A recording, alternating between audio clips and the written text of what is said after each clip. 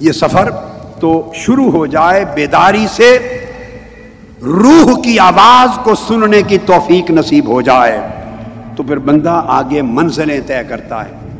اس بیداری کے نتیجے میں بندہ اپنے نقصان کو پہچانتا ہے، مطالعہ کرتا ہے کہ میں نے کیا کیا خطا کی ہے، اپنا حساب و کتاب کرتا ہے، اپنے نقصان خسارے کا جائزہ لیتا ہے، پھر اس سے کیا کیا خطرات پیدا ہو چکے ہیں، کیا کیا ڈینجر پیدا ہو چکے ہیں، پھر ان کا جائزہ لیتا ہے، پھر ان خطرات سے تدارک کا راستہ سوچتا ہے، بچاؤ کی تدبیر کیا ہے۔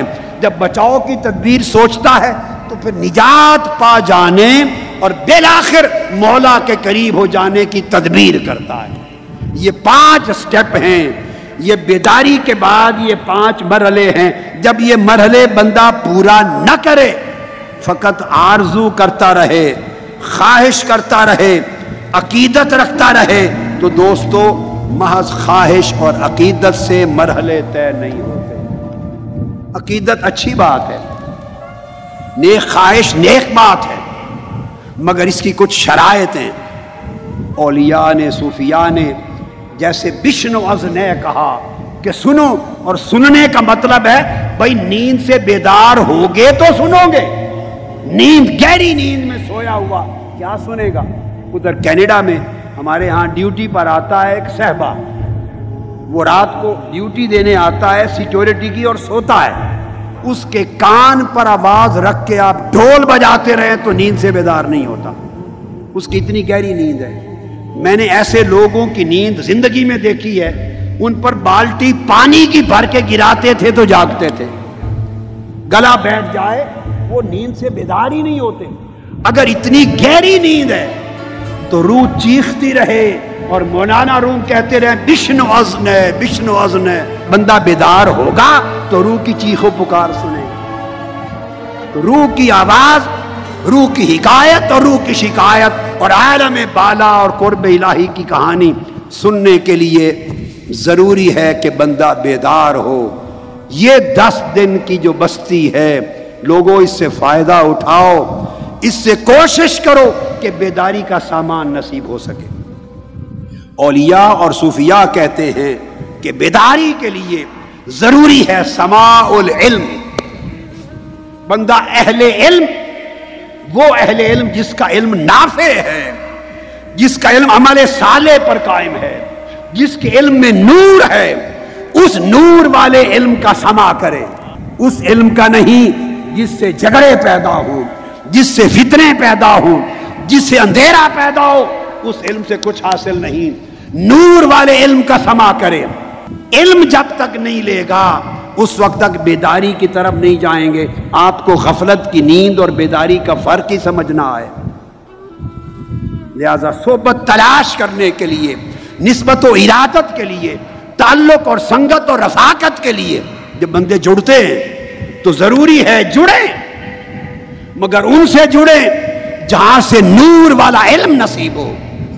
جس کے پاس جہالت کی ظلمت ہے وہ آپ کو نور کا علم کہاں دے گا؟ حتیٰ کہ کسی کے پاس علم ہے عمل صالح نہیں، اس کا علم آپ کو بھی اندھیرا دے گا۔ تو سماع کرے اس علم کا جس علم میں نور ہے اور آپ کو بھی نور ملے۔ اس کے بعد حرمات الہیہ جو اللہ کی حدیں، اللہ کے اوامر، اللہ کے نواہی، اللہ کے احکام، شریعت محمدی اور سنت محمدی، اس کا احترام پیدا ہو، اس پر عمل درآمد کی رغبت پیدا ہو، اس کے لیے طبیعت میں ذوق پیدا ہو۔ پھر اس کے پاس جاؤ جو تمہارے اندر ایک ایسی آگ لگائے کہ ذوق پیدا ہو، شوق پیدا ہو۔ اور تیسری چیز صحبت صالحین، صالحین کی، اللہ والوں کی صحبت اختیار کرو۔ اور جو صالحین کی صحبت وہ اس لیے کہ اگر تنہا رہے گا بندہ، تنہا، تو آقا علیہ السلام نے فرمایا تنہا فرد کو شیطان جھپٹ لیتا ہے۔ تنہا رہ کر بڑا مشکل ہے شیطان کے حملوں اور ہیلوں سے بچنا، اس لیے فرمایا علیکم بالجماعہ، اجتماعیت میں آؤ، کسی کے ساتھ جڑو، 1 سے 2 بنو، 2 سے 3، 3 سے 5، 10، 15۔ جب آپ اجتماعیت سے منسلک ہوں گے اور اس اجتماعیت سے نور ملتا ہے، علم ملتا ہے اور حاضر موجود سے بے رغبتی ملتی ہے تو اس جماعت سے جڑ کر آپ کی حفاظت ہوگی. اور جماعت سے جڑنے کے ساتھ جس سے جڑے اس کی صرف حصی صحبت نہیں اور کاغذ کی رفاقت نہیں، اس کی مطابعت کریں، اس کے نقش قدم پہ چلیں، اس کی نصیحت پر عمل کریں. جس راہ وہ چلتا ہے آپ اس راہ پہ چلیں، جو راہ وہ دکھاتا ہے اسی راہ کو اختیار کریں. اگر زندگی میں عملاً مطابعت نہ ہو تو ظاہری صحبت سے فائدہ نہیں ہوتا. ظاہری صحبت ایک برکت ضرور دیتی ہے، زیارت ایک برکت ضرور دیتی ہے، تعلق و سنگت ایک برکت ضرور دیتی ہے، مگر چاہیں کہ آپ کا حال بدل جائے، آپ کی زندگی میں انقلاب آ جائے، اس انقلاب کے لیے جب آپ صحبت پہچان لیں تو صحبت کو مطابعت کے ساتھ جوڑیں. صحبت کو یعنی رفاقت کو، سنگت کو مطابعت کے ساتھ جوڑیں، پیروی کے ساتھ جوڑیں. اس لیے اللہ پاک نے فرمایا میرے محبوب ان سے کہہ دو قل ان کنتم تحبون اللہ فاتبعونی، اگر اللہ سے محبت کرتے ہو تو میرے مصطفیٰ کی مطابعت کرو. یعنی محبت، رفاقت و سنگت اور مطابعت کو جوڑنا ہوتا ہے. پہلے صحبت کی پہچان کرو، میں نے آپ کو ساری بات بتا دی. جب پہچان ہو جائے تو صحبت سے محبت کرو، اور خالی محبت نہیں، اس سے اجر ہوگا، حال نہیں بدلے گا.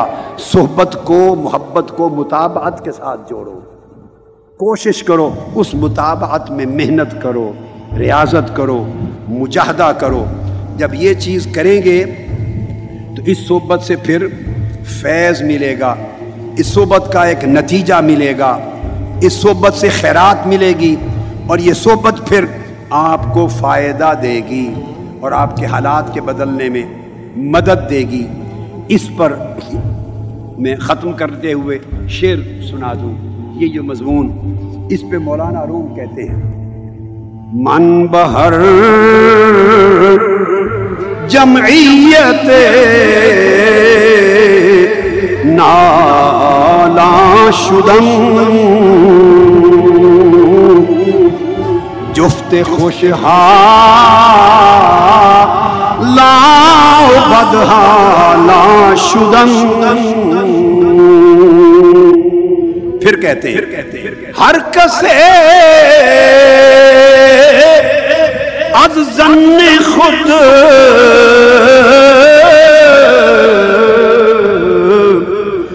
شد یار من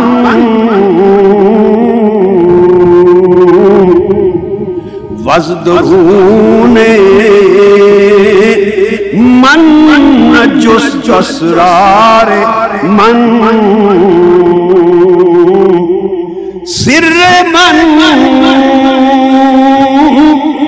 از نالائے من دور نیست لیک چشموں گوش را آنور نیست تنز جانو جازتن مستور نیست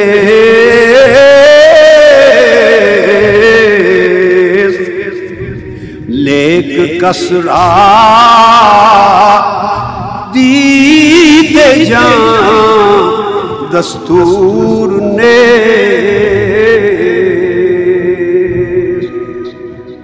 ان چار شعروں کا صرف ترجمہ بیان کر کے آج کی نشست ختم کرتے ہیں.